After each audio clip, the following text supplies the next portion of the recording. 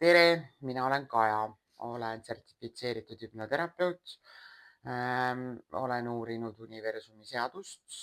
Mind huvitab väga kõik, mis on seotud esoteerikaga ja kõik, mis on seotud universumi ja tema niinimetatud seadustega.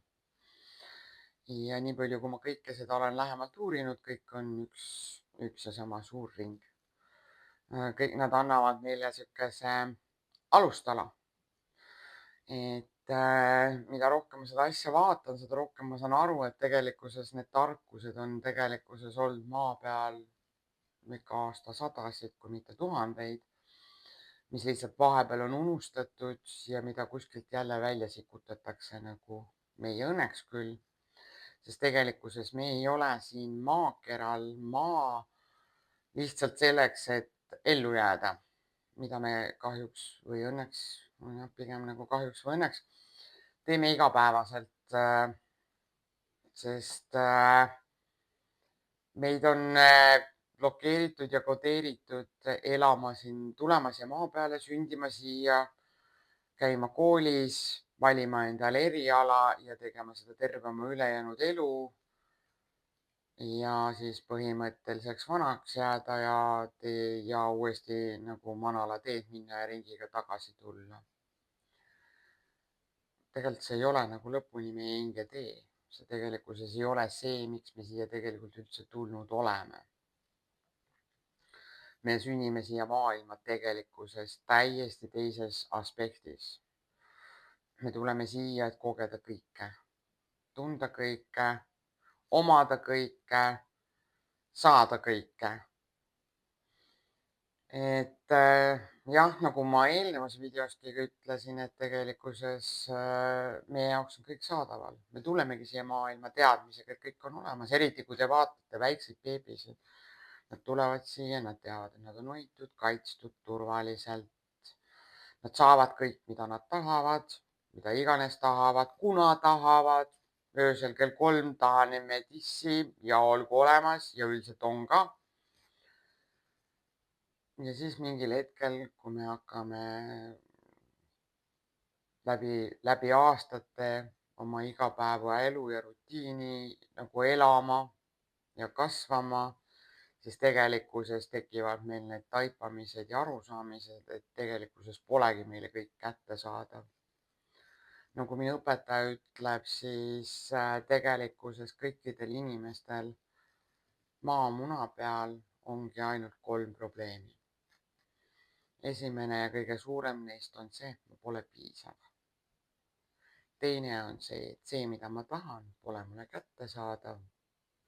Ja kolmas on see, et ma olen teistsugune, ma olen teistest erinev, ma ei sobindu siia, ma olen nagu tulnukas planeedil.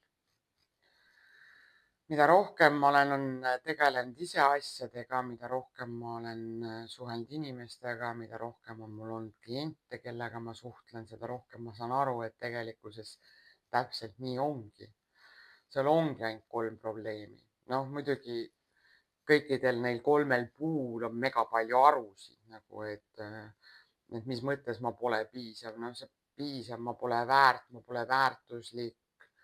Ma pole hea, ma pole piisavalt hea selles või see ei ole piisavalt hea või mida iganes, et nagu, aga baas jääb ikkagi üheks ja samaks ja see baas on see, et ma pole piisav.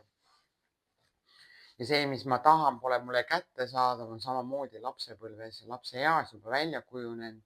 Lapsena sa tahtsid midagi, aga sa ei saanud seda ja sellest ei kujunes sulle arusaamine või taipamine või uskumus, et see, mida ma tahan, pole mulle kättesaadav. Ja täiskasvanu eas see kannab meid edasi. Tihtipeale ongi see, et me ei pingutagi, sest meil on see alateadvus uskumus, et see, mida ma tahan, pole nagunii kättesaadav, ma ei hakka isegi pingutama selle nimel. Ja see kolmas teadmine või see uskumus või blokeering oleks siis, eks ole, et ma olen teistsugune, ma ei sobindu siia. Selle koha pealt ütleks, et see on meil kõikidel ja nii huvitav, kui see ei ole, siis me kõik tegelikkuses arvame seda, et me ei sobindu siia. Nii et see on üleüldine probleem. Aga tegelikult me sobime siia. Me olemegi erilised, me peamegi erinevad olema. Me peamegi erilised olema, sest me kõik oleme unikaalsed, me oleme ainulaadsed. Universumis ei ole teist täpselt samasugust isikut, nagu sina oled, sest sa oledki ainulaadne. Loomulikult kasvamise eas on see väga oluline, sest need on ürgsed instinktid meis, et me lapsena peame meeldima teistele. Me peame samastuma, me peame gruppi kuuluma, sest muidu me ei jääks elama, me ei jääks ellu. Ja kui me saime ürgajal siin ikkagi nagu koopainimestena nagu saime täisealiseks samamoodi, me pidime jätkuvalt teistele kõigile meeldima. Me pidime kuuluma sinna hõimu, sest see hetk, kui me erinesime teistest ja meid lükati välja sealt koopast, siis meie ellujäämisvõimalused olid nullilähedased, sest kiskjad murdsid meid lihtsalt maha. Millesse me oleme nagu modernsel ajastul nagu kinni jäänud. Kui tihti te suudate öelda ei, kui teilt palutakse midagi, et tegelikult see ei lähe kokku teie ajajärguga, see ei lähe kokku teie graafikutega, see ei ole isegi asi, mida te teha tahate. Aga selleks, et teisi inimesi rahuldada, ütlete te jah selle peale. Paljud teist samastuvad. Et mina olen üks väga suur teiste inimeste rahuldaja või mõtlen teiste heaolule esmajärjekorras, öeldes ja olukordades, kus ma tegelikult tunnen, mu sisemus karjub, et ma ei taha. Ja minu üllatuseks tuleb see jaa sealt üle huulte nagu nii lihtsalt, et kui ma pärast nagu seda kõike analüüsin, ma mõtlen, no mida ma jälle tegin. Järjekordselt ma olen selles samas pangas, kus ma tegelikult teen asju, mida ma teha ei taha just sellepärast, et ma nagu ei suuda ei öelda. Aga modernses ajastus meil ei ole vaja seda jaad öelda, me ei pea teistele meeldima. Ei pea kellegagi isegi mitte suhtlema. Sa võid netist endale tellida riided, kaubast, toidu.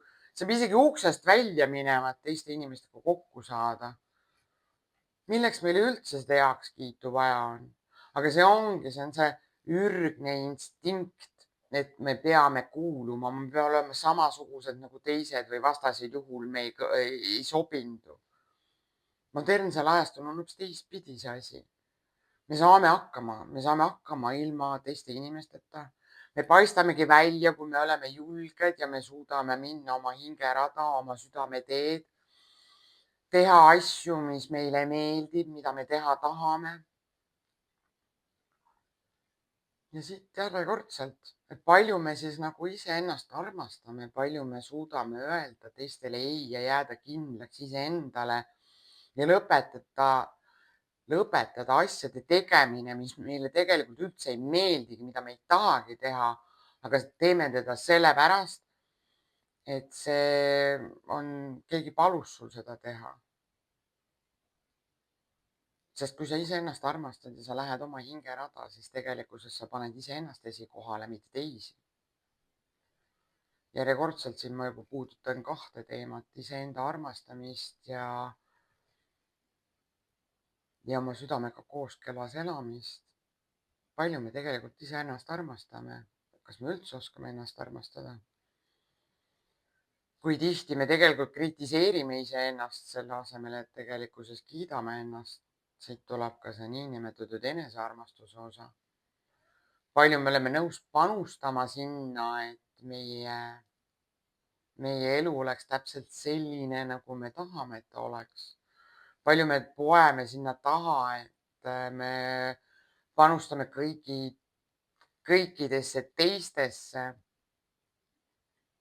selle asemel, et iseendasse panustada, veeta aega iseendaga, hoolitseda oma keha, oma laeva eest, mis meid siin maa peal kannab. Ja siia tagasi pöördudes algse teema juurde, millest ma alustasin ja millest ma tegelikult nagu megalt rääkida tahaks. Või räägin nüüd räägin. olekski nagu see, et me olemegi selles ellujäämismoodis. Meie aju töötab tegelikkuses selles ürgses ajuosas, mis ei ole loov. Me oleme pidevas stressisituatsioonis, meie keha on pidevas positsioonis, kus meil on tardu, võitle, jookse, põgene olukord, mis tähendab seda, et meie pulss on kõrge. Meie veri tegelikkuses ei ole väga hajus, sest põgenemiseks, jooksmiseks, füüsiliseks võitluseks ei ole tegelikkuses ajule väga vaja hapnikku ja verd. See enamus kõik on meie südames ja kopsudes, et me saaks kiire stardi teha, minema joosta, ära põgeneda või siis võidelda elu eest, mis vajab megapingutust. Siis mul on teile küsimus. Kas te üldse olete päevapeale võimelised selle pinge endast maha laskma? Mina ütleks oma kogemusest, et ainult siis, kui ma teadlikult selle peale mõtlen ja kogu oma keha pingest vabastan, olen ma selleks võimeline. Aga ma ei suuda seda lõpuni hoida, sellepärast et eks mul endalgi on oma eluprobleemid. Ja selles mõttes kõik see viib mind tagasi uuesti sellesse positsiooni, kus mu keha läheb pingesse märkamatult. Ja ma olen hästi tugevalt selles olukorras, kus mu keha on võitle-võida situatsioonis. Et järjekordselt saan ma endale teha reklaami ja öelda, et me ei suudagi tegelikkuses oma elus mitte midagi väga eriliselt muuta, kui me ei suuda oma keha hakata lõdvestama. Sest selles olukorras, kus meie keha on pideva pinge all ja me oleme võitle-võida situatsioonis, siis ei tule meil ka tegelikkuses lahendust toovaid ideid. Muidugi on ka see koht, eks ole, mida ma ütlesin ennem. Olen eelnevates videodes korra maininud, et lahendused ei tulegi, kui me keskendume probleemile endale. Sest see, millesse sa energiat paned, see ka tuleb. Et kui meil on mingi probleem ja me ainult mõtleme sellele probleemile nagu, me ei hakkagi lahendust nägema. Aga see probleem ise on see, mis viib meie keha sellesse situatsiooni, kus on tardu, võitle, võida olukord. Ja sellega me veel rohkem blokeerime selle ära, et meile nagu lahendusi tuleb. Olukord lihtne, kellel meist on piisavalt raha, mitte kellelgi pole. Väga tihti meil on see, et meil on palgapäev, me maksame oma arved ära. Pooled arved on veel maksmata, aga palk on otsas. Nii, kust saame lisaraha? Ükskõik kui hästi sa ei ürita mõelda, sa oled selles pingeolukorras, sul on see raha miinustes ja sa ei ole võimeline seda olukorda lahendama, et lisaraha hakkaks kuskilt tulema, sest sinu loomekanalid on kõik kinni. Kogu su keha on pideva pinge all. Kogu see ülekoormav olukord, kus sa tegelikkuses nagu ei suuda lahendusi näha, sest sa keskendud probleemile ja kogu su keha on veel omakorda pinge all, mis isegi ei anna sulle võimalust hakata lahendusi nägema, mis tegelikkuses on blokeering. Järjekordselt saan ma endale reklaami teha. Hüpnoosiga on võimalik tekitada neid olukordi, tähendab hüpnoosiga on võimalik tegelikult oma keha rahunema panna. Kuna see on aastatepikkune situatsioon, kus me oleme pidevas võitle-võida olukorras päevade viisi, siis tegelikkuses keha jaoks on see juba normaalne olek. Ma ei imesta, kui te mulle ütlete, et ei, minul küll ei ole seda pingeolukorda, siis ma usun, et te isegi võib-olla ei suuda oma keha pingest vabastada, sest te isegi ei saa aru, et ta pinges on, sest see on teie jaoks normaalne olek juba praeguseks hetkeks. Siis hüpnoositeraapiaga on võimalik oma keha õpetada uuesti rahunenud olekusse. tegelikkusse tulemiseks või tulema. Jah, see on järjekordselt pidev töö, see on töö iseendaga. See, et sa märkad seda, just need märkamised on olulised. Ma märkan, et mu keha on pinges, ma olen jälle selles võitle-võida olukorras, stressisituatsioonis, pingeolukorras. Ja need tegelikkuses see, kui me ei suuda oma keha nagu rahustada, me ei suuda sellest pingeolukorrast välja tulla, on kõik need alustalad nagu põhimõtteliselt meie psühholoogilistele probleemidele nagu ärevushäired ja pidev ärevus ja isegi depressioon, mis sellega nagu põhimõtteliselt nagu omavahel juba seostub. Aga kõik need hirmud veel omakorda, mis tegelikkuses saavad nagu suht tihti sellest pidevast stressisituatsioonist alguse nagu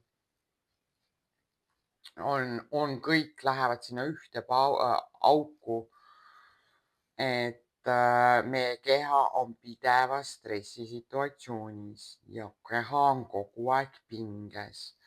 Meie aju verevarustused, hapnikuvarustused tegelikkuses on kõik kokku tõmmatud ja loovast mõtlemisest kui sellisest on asi väga kaugel, et tegelikkuses ka meie oma keha tunnetamine jääb ju tegelikkuses vaeka, sest tegelikkuses mida sa siin tunnetad, kui sa oled kogu aeg pinges ja sa isegi ei suuda selle peale mõelda, et tegelikkuses nagu noh, kui keha lõdvestada ja minna rahunenud olekusse, siis tegelikkuses hakkavad lahendused ise tulema. Ja ka siukesed ideed hakkavad siis tekkima, kuidas nagu sellele probleemile lõpuks lahendus leida. Aga siia mõtlemiskoht teile. Tihti te suudate või kas te üldse märkate, kui pinges teie keha on? Ja kui te seda märkate, kas te üldse olete võimelised seda nagu pinget endas lõdvestama, kas te olete võimelised üldse keha lõdvestama sellesse tasandisse, et tulla välja sellest situatsioonist, stressiolukorrast, mida me igapäevaselt elame ja tegelikult tunneme. Ja kui kellelegi pakub huvi see asi vähe sügavamalt või soovib abi hüpnoosiga oma keha lõdvestamisele, siis te leiate mu kontaktid videokirjeldusest. Võtke julgelt ühendust ja uurime seda asja teiega koos lähemalt. Seniks aga kõigile kena päeva jätku ja peatsete kuulmisteni. Likeige, subscribe'ige, kommenteerige. Tšau, tšau.